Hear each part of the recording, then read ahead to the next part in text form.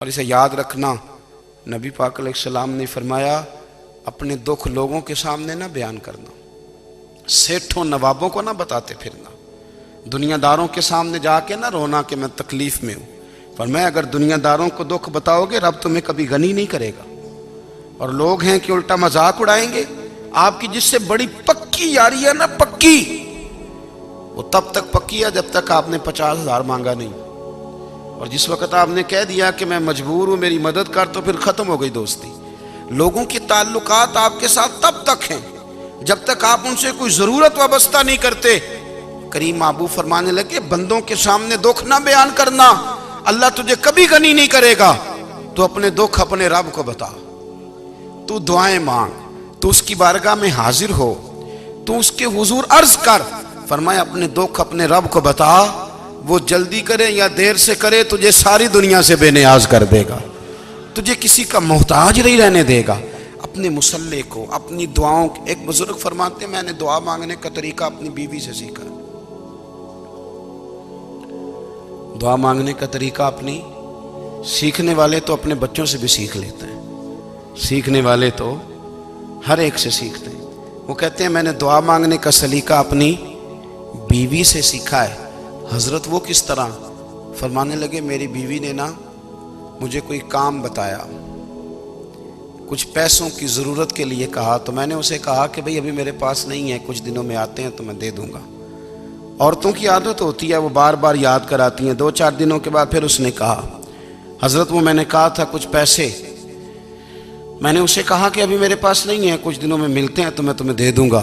اس نے کچھ دنوں کے بعد پھر کہا حضور وہ میں نے کچھ پیسے کہے تھے۔ فرماتے میں نے ڈانٹ دیا، میں نے کہا کہ کیا تو روز مجھے شرمندہ کرتی ہے، کہا نا میرے پاس نہیں ہے، ہوں گے تو دے دوں گا، تو روز یاد کراتی ہے۔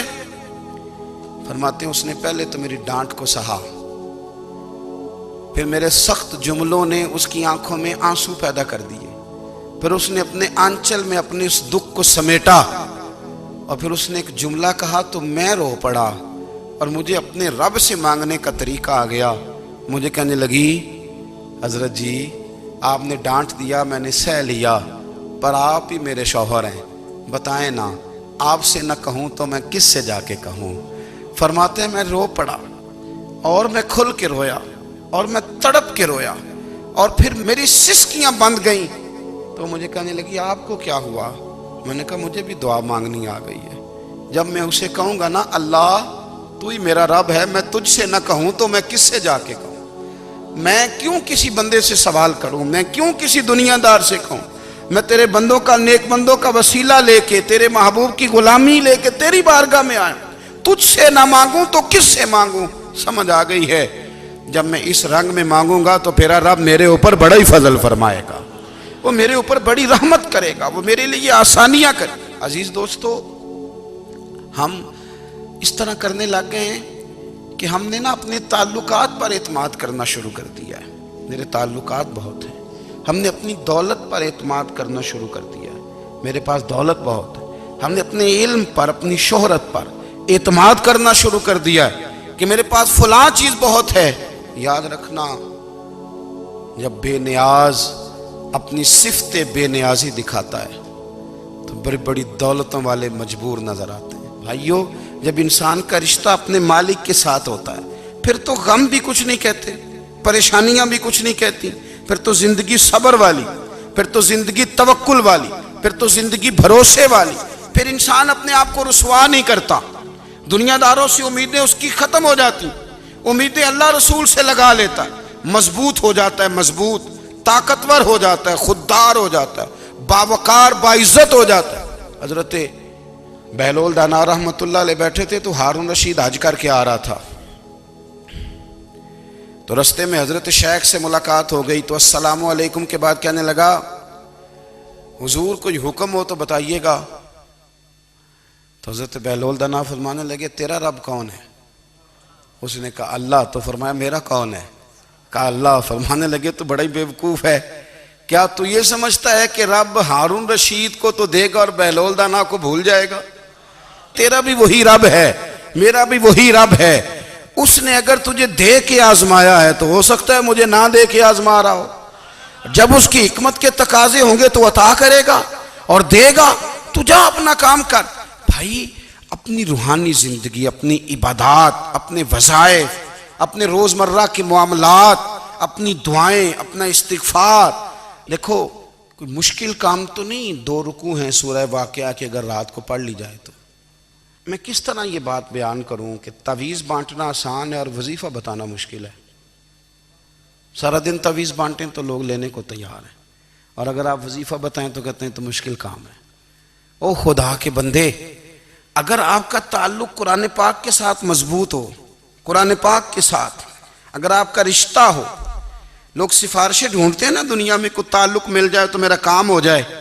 دنیا میں اتنا مشکل معاملہ ہے، آخرت میں مجھے بتائیے گا کتنا مشکل معاملہ ہوگا۔ میرے نبی پاک صلی اللہ تعالی علیہ وسلم نے فرمایا جو لوگ سورہ ملک پڑھا کرتے تھے نا، سورہ ملک، یہ سورت ملک قیامت میں ان کی سفارش کرے گی، اور اس طرح کرے گی کہ کہے گی اے اللہ یہاں اس بندے کو جنت میں داخل کر دے یا مجھے قرآن پاک سے علیحدہ کر دے۔ تو رب فرمائے گا جا اس کا دامن تھام کے اسے جنت تک پہنچایا۔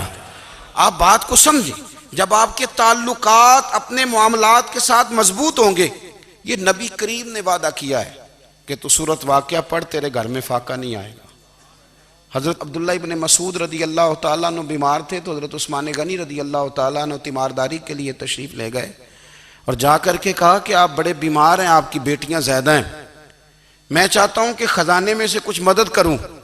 تو سیدنا عبداللہ ابن مسعود رضی اللہ تعالیٰ عنہ اٹھ کے بیٹھ گئے اور کہنے لگے امیر المومنین، اللہ آپ کو میری طرف سے، میری بیٹیوں کی طرف سے بہتر صلہ دے، میری بیٹیوں کو کسی خزانے کی ضرورت نہیں، میں نے انہیں خزانہ دے دیا ہے۔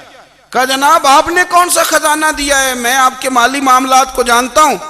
تو فرمانے لگے امیر المومنین، میرے نبی کریم نے فرمایا ہے جو سورت واقعہ پڑھے اسے کبھی فاقہ نہیں آتا، میں نے بیٹیوں کو یاد کرا دی ہے، یہ خزانہ میں نے انہیں دے دیا ہے۔ وہ سارے والدین سنیں جو بیٹیوں کے لیے پریشان رہتے ہیں۔ حضرت عبداللہ ابن مسعود نصیحت کر رہے ہیں، فرمانے لگے میں نے سورت واقعہ یاد بھی کرا دی ہے، پڑھنے کی عادت بھی ڈال دی ہے۔ حضور نے فرمایا ہے جو سورت واقعہ پڑھے اسے فاقہ نہیں آتا۔ کہنے لگے چاند تو اپنی جگہ چھوڑ سکتا ہے، سورج گر سکتا ہے، تارے ٹوٹ سکتے ہیں، پر مدینے والے رسول کی بات غلط نہیں ہو سکتی۔ حضور نے فرمایا فاقہ